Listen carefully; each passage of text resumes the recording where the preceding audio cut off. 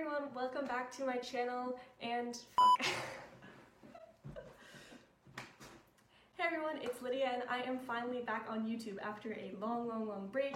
I'm finally back. My hair this time I'm gonna say looks a bit like the guy from The Lion King, like the dad. I forget his name, but like that's what my hair looks like right now. So welcome back to my channel. Yeah. Before we get into today's video, I just want to acknowledge what's happening in the world right now. So not only are we all in quarantine or self-isolating because of COVID-19, but also in the States, there have been a lot of Black Lives Matter protests that were a direct reaction to the murder of George Floyd, but are a culmination of all of the systemic racism that has been in the States since its existence as a country. You know, what we're seeing right now is a response not just to one event, but to a long history of Black people in the United States. And so, you know, if you are paying attention to the news at all, which I'm sure you are, most people in the world are kind of aware of what's been going on, then you know what I'm talking about, unless of course you're watching this video like 5 years later, in which case, history lesson. But yes, if you're watching this video right now, I encourage you, please do what you can, donate, sign petitions. If you don't have the resources to donate, there's lots of YouTube videos that you can watch. The ad revenue generates donations. I have like 3 or 5 playing on my computer right now. And I really encourage you to just do your part in supporting the Black Lives Matter movement. That being said, that's not what this video is about, because I also can't really speak to that. You know, I'm not Black, I'm not in the States, and my voice doesn't really matter in this movement. I'm doing what I can. I encourage you to do the same, but I'm not making a video about it just because I don't have anything meaningful to contribute to the conversation, and I'm not going to pretend that I do. So today's video is actually a collab with my friend Karen. Now Karen and I met a couple of years ago at Cadet Summer Camp, and we became fast friends, and she has a YouTube channel and a productivity blog, and so we decided to make this collab together. Hello, my name is Karen Chen and I am a productivity and wellness blogger and YouTuber. My blog is Rose Thorns and Honeydew, where I help my readers achieve success in their academics, self-love, and creating a productive lifestyle.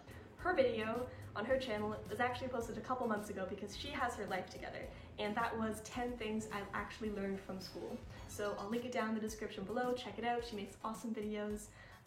But the video we're doing today, which she filmed a couple months ago because she has their life together, is 8 success mindsets to get you where you want to be in life.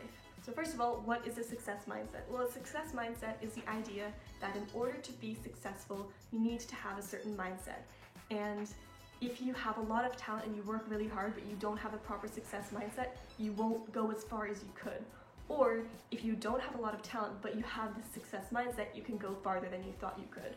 So it's just that kind of idea that a success mindset really helps you reach your full potential. So the first tip is going to be from Karen.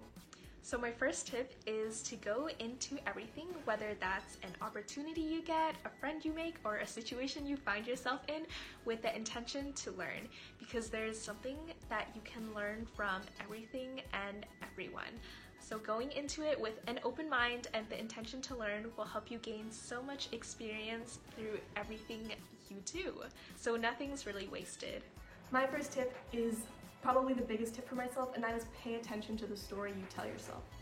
Now, the most basic, fundamental example of this is Henry Ford's quote, "Whether you tell yourself you can or you can't, you're right." I mean, I think I paraphrased that a bit, but that's basically what he said. And the idea behind that is you get to decide how your life goes. The story you tell yourself influences every decision you make, and it sets you on a different path.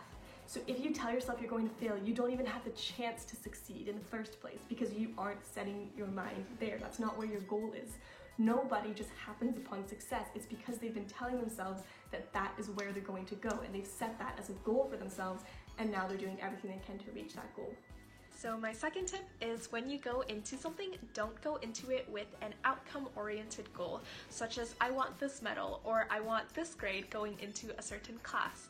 Instead, focus on the skills that you can develop and how you can better yourself on the process and what you can learn from it, and finally on the friendships you can make from it and the memories that will last you. For example, going into the 6-week process of the competitive shooting course, obviously I did want to place well, but I'm really glad that I took the time to interact with people there and also form friendships, such as with Lydia. This next tip is one I got from my counselor, and by the way, I feel like there's a lot of stigma around talking to counselors, but there shouldn't be, because really they're there to help you, and they do actually help you. It takes a couple tries to find the right one, but honestly, counselors are really good people. Like, I really recommend speaking with a counselor if you're feeling any kind of emotional distress, because they are really, really wonderful people. But yes, this is something she told me, and that is reject the idea of something being too late or impossible or ruined. This goes back to my previous point about pay attention to the story you tell yourself. Nothing is too late, nothing is impossible, nothing is ruined until you say it is. And when I was, I want to say like 10-ish years old, I had this piano teacher, and she started taking painting lessons at 40, 50 something, and she got really, really good, and she started selling her paintings and making money off of paintings, which she had never done before now. And at that age, it was really inspiring for me to see that no matter how old you are, you can start something. You don't have to be little 4-year-old that starts painting, starts a sport, starts singing, starts whatever, and then carry on with that for the rest of your life. You can be any age and start something and be good at it and learn how to do it. It's all about what you tell yourself. So yeah, reject the idea that anything is too late or impossible or ruined, because if you tell yourself that, it becomes true. So tip number 3 is to control what you can and let go of what you can't. So for example, in shooting, if you fire a shot down range and it's not where you intended it to be, there's nothing you can do but move on. So put less of your attention towards external circumstances which you can't control to things you can control, like how you react to situations and how you react to the things that people say. And doing this will help you let go of all the unnecessary stress that you're carrying. And I have a friend who lives by the saying, if it's not in your arm's reach, then it's out of your control. Okay, my next idea is that if everything seems like too much, just start. And this one is really applicable in school. So if it seems like everything is super, super overwhelming and you have no idea what to do, just start somewhere. Just do something. You know, if it feels like, oh my god, I have like a million projects to do and all this reading, just make a list of everything you have to do, look at the first thing you wrote down and be like, okay, I'm gonna start. I have to read this 500-page book, let's start by reading 1 page. I have to write this essay, let's start by writing my thesis sentence. I have to do all my chores, let's start by getting out of bed. If you go through everything you have to do in your brain before even doing it, you're gonna overwhelm yourself and you're gonna shut down. You just have to start at a certain point. You just have to get over that fear, that anxiety, and just start doing something, and then it becomes easier. You know, okay, I'm not a physics student, but that like rule about like an object that's in motion will continue to be in motion until acted upon by an external force. I think I got that. That's pretty good for a computer science kid.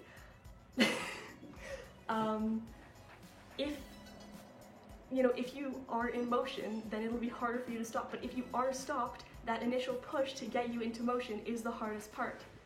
So if everything seems like it's building up on you, like you can't do it, like it's impossible, again, like I said in all the other times, just start. Just start somewhere. Just start doing something and show yourself that you actually can do stuff, and it'll become easier.